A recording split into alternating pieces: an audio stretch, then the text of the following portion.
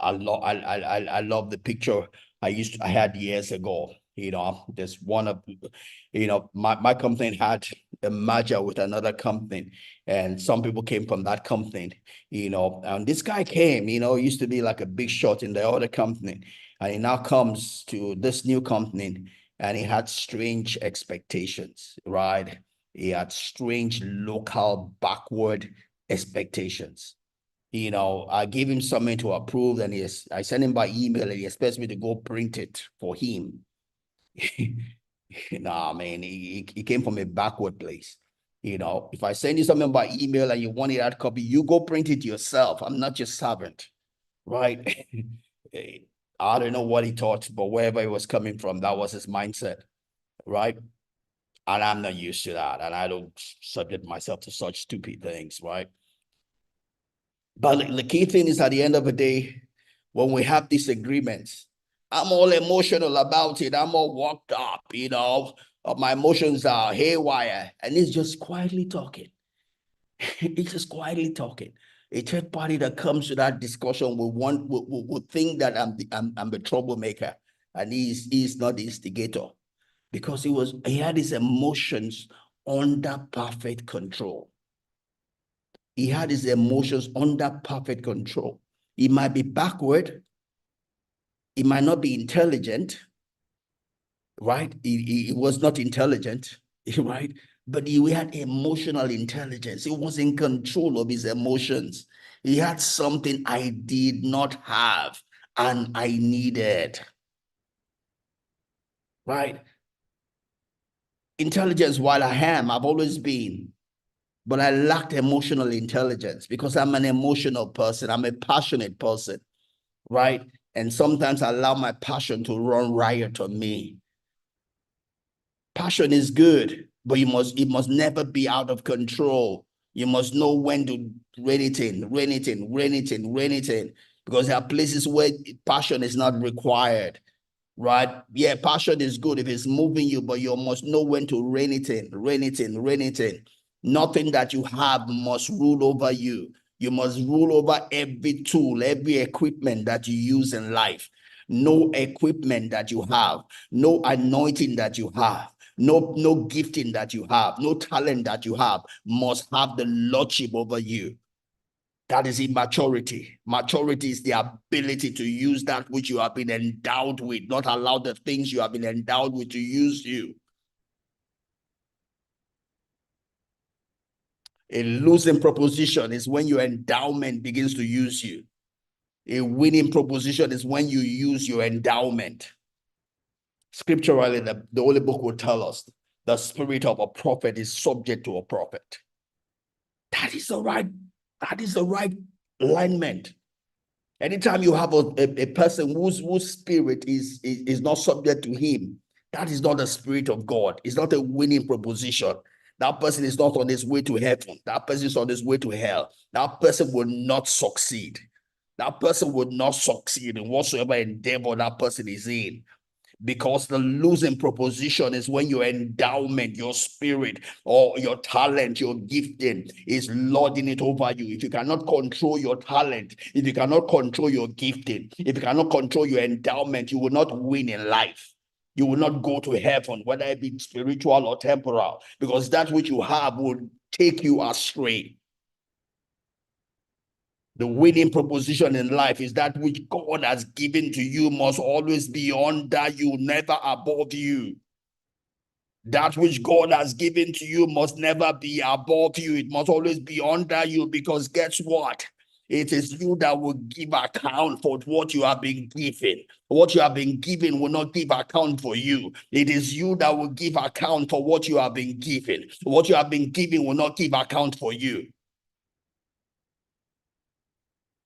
Quick two examples. Solomon was the wisest man. Yes. God, even Jesus testifies that nobody has been wiser than Solomon. But Solomon did not die a good death. Solomon probably went to hell. Solomon did not die a good death. His wisdom did not help him, at least in his final days. Why? His wisdom began to rule over him. His wisdom had the better of him. In his wisdom, he began to do foolish things. He was wise, but he began to do foolish things in his wisdom because he did not curtail his wisdom. He did not circumcise his wisdom. He did not reign in his wisdom. He was so wise that he became foolish. Same thing, Ahithophel. What is the story we hear about Ahithophel? When Ahithophel speaks like the voice of God speaking, Ahithophel died by committing suicide. He had wisdom, but that wisdom killed him in the final analysis. He had wisdom, but that wisdom killed him in the final analysis. Because whatsoever God endows you with, he holds you responsible to keep it under check. Never allow what God has given to you to overwhelm you. Never allow that which God has given to you to have the lordship over you. He has given to you, so you will lord it over you. Use it. You don't allow it to use you. You use it. You don't allow it to use you. You use it. You don't allow it to use you. We are given endowments to use. We are given giftings to use. We are given talents to use. We are given time to use. We are given relationships to use, never to use us. The moment you start allowing things to use you, that is you're on your way to hell. You're on the way to defeat. God holds us responsible for everything he has given us, whether it be relationship, whether it be family, whether it be time, whether it be work, whether it be a job, whether it be a talent, whether it be a gifting, whether it be an opening. You are going to give account for it. That thing will not give account for you. You will give account for it. So you must always carry yourself in a way that you are responsible for it. You are responsible for it. You are responsible for it. That thing is not responsible for you. You are responsible for it. Let's go back to where I moved off. So talking about, my colleague then, the guy wasn't necessarily intelligent. It was backward, but he had emotional intelligence. He was in control of his emotions. I did not have it then. But that's what you need, especially in the workplace.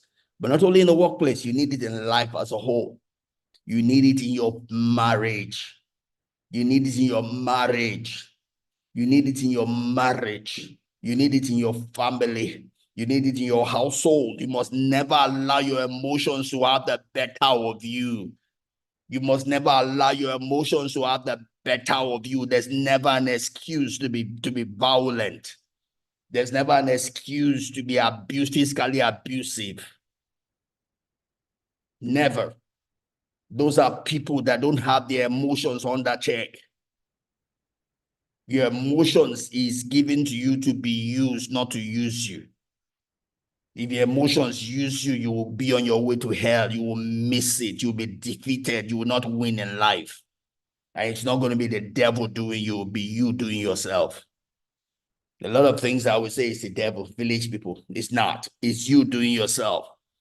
If you are not able to use that which God has endowed you with, you will be a failure. God has given you everything you need to win in life. It's up to you to use it. It's up to you to understand it. It's up to you to harness it. It's up to you to rightly apply it. And in doing that, never to get to a place that thing begins to use you.